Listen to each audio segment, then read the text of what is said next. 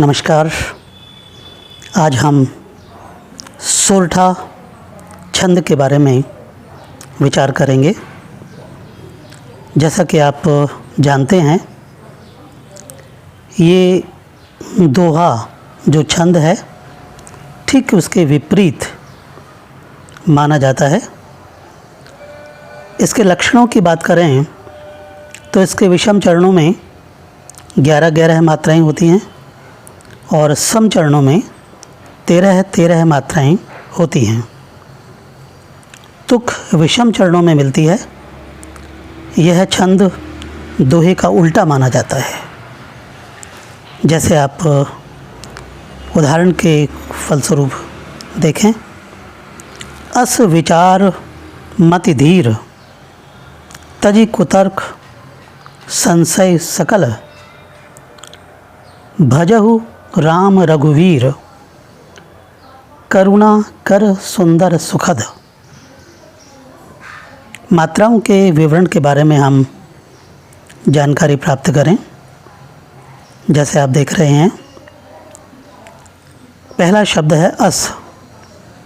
दोनों में लघु स्वर है, इसलिए लघु लघु यानी एक एक मात्रा। विचार, विचार में लघु गुरु लघु है, अर्थात 1 2 1 है। मति में लघु लघु है, यानी एक एक मात्रा है, क्योंकि दोनों में लघु स्वर है। धीर, धीर में ध पर गुरु स्वर है, इसलिए गुरु। र में अ स्वर है, इसलिए लघु है, 1 है।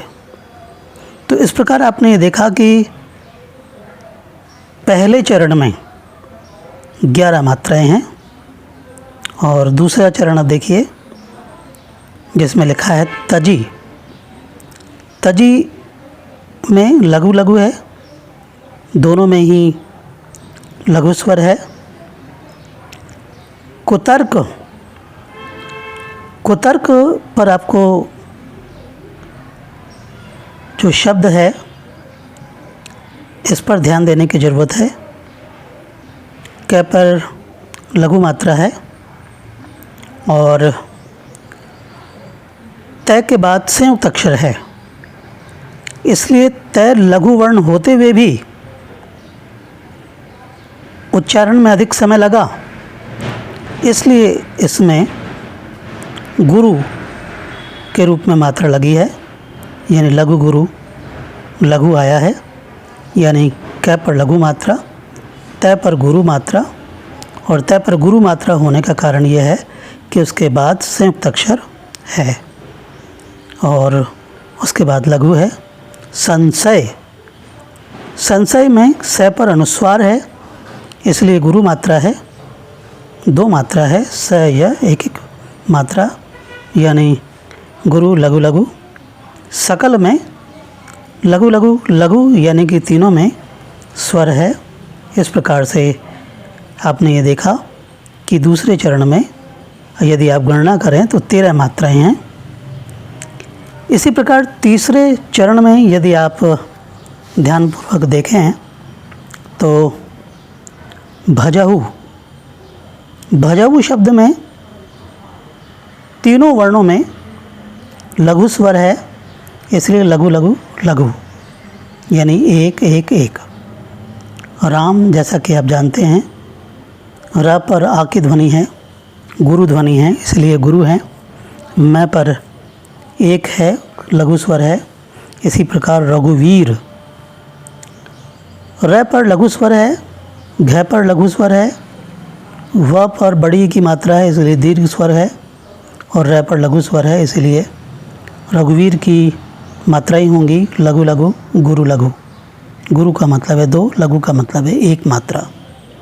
तो इस प्रकार तीसरे चरण में जो मात्रा है वो 11 है। और चौथे चरण में आप देखें, करुणा कर सुंदर सुखद। करुणा कर, क पर लघु मात्रा है, र पर लघु मात्रा है, ना पर आ है, इसलिए आ का स्वर है, इसलिए गुरु है। क र लघु लघु है, करुणाकर की मात्राएं हुई लघु लघु गुरु लघु लघु। सुंदर, सुंदर जो शब्द है इसमें फिर आप ध्यान देने की कृपा करें।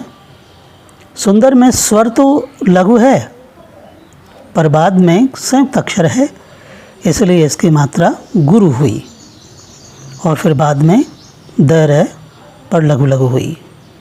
तो इस तरह से सुंदर की जो मात्राएं हैं वो गुरु लघु लघु। सुखद में तीनों में लघु लघु लघु, इस प्रकार से तीनों में लघु स्वर है, इसलिए ये मात्राएं हुई। चौथे चरण में आपने देखा कि 13 मात्राएं हुई और आपने ये इसमें स्पष्ट तौर पर ध्यान दिया होगा कि तुक जो है विषम चरणों में ही मिली है, यानी कि पहले और तीसरे में ही। जैसे अस विचार मति धीर भजहु राम रघुवीर, धीर और वीर जो इसके तुक है वो विषम चरणों में ही मिली है।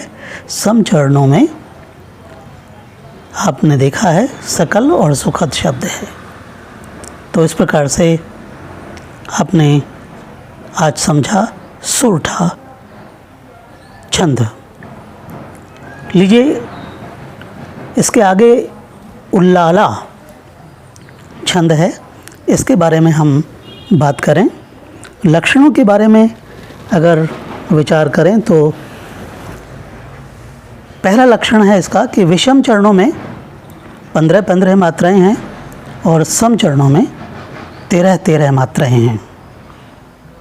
जैसे चरणों की गणना करें तो पहला चरण है करते अभिषेक पयोद हैं, दूसरा चरण है बलिहारी इस वेश की, तीसरा चरण है हे मातृभूमि तू सत्य ही, चौथा चरण है सगुण मूर्ति सर्वेश की। पहले चरण की मात्राओं की हम गणना करें। करते, करते में आप देख रहे हैं कि लघु लघु गुरु है। कर अ की ध्वनि है, लघु वर्ण है। ते ए का वर्ण है, इसलिए इसमें गुरु मात्रा है। अभिषेक, अभिषेक में अ भी दोनों में लघु वर्ण है। शे में ए का स्वर है, इसलिए गुरु मात्रा है। क में लघु स्वर है, इसलिए एक मात्रा है। तो अभिषेक की मात्राएं होंगी लघु लघु गुरु लघु। पयोद, प पर स्वर है ए और या पर ओ की मात्रा है, इसलिए गुरु, और द पर लघु, तो इसलिए लघु गुरु लघु। है, इसमें गुरु मात्रा हुई। तो इस प्रकार आपने ये देखा कि पहले चरण में यदि आप गणना करेंगे तो 15 मात्राएं होंगी। दूसरे चरण में आप देखें बलिहारी, बलिहारी में ब ल पर दोनों पर लघु मात्रा है, इसलिए लघु लघु है। हारी, हा में आ की ध्वनि है और र में ई की ध्वनि है, तो इसलिए बलिहारी। तो मात्राएं हुई लघु लघु गुरु गुरु। इस में दोनों ही लघु मात्राएं हैं, इसलिए लघु लघु है। वेश में एक का स्वर है ए व पर, तो इसलिए गुरु। श में अ का स्वर है, इसलिए गुरु लघु, और क पर बड़ी ई की मात्रा है यानी गुरु है, तो गुरु हुआ।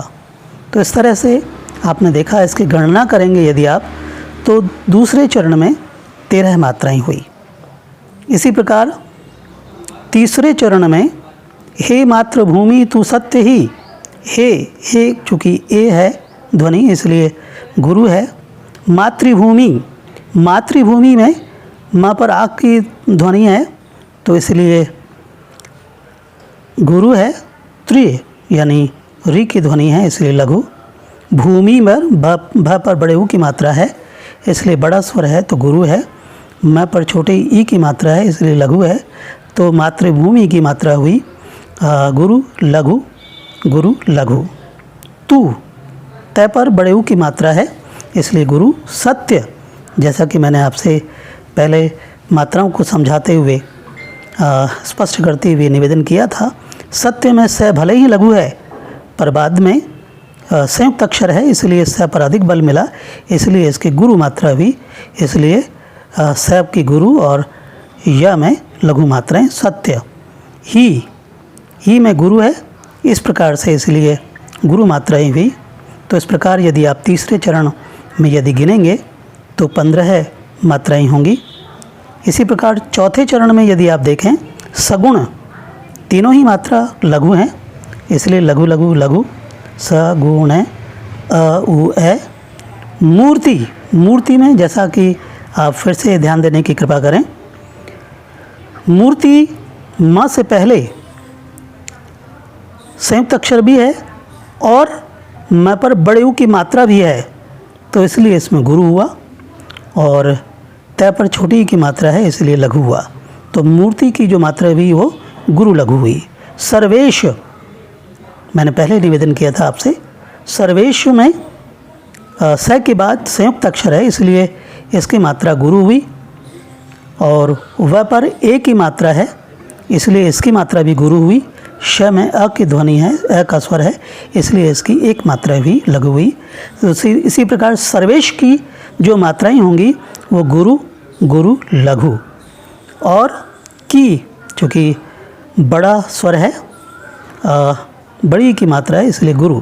तो इस प्रकार से मात्राओं की यदि आप गणना करेंगे तो चौथे चरण की मात्राएं 13 होंगी।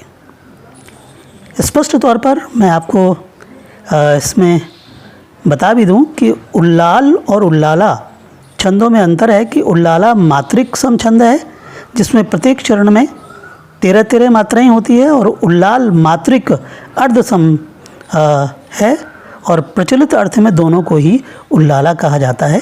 इसलिए भ्रम की स्थिति में आप न रहें। उल्लाल और उल्लाला का मतलब एक इसी प्रकार से है। तो आज हमने सीखा सोरठा और उल्लाला छंद।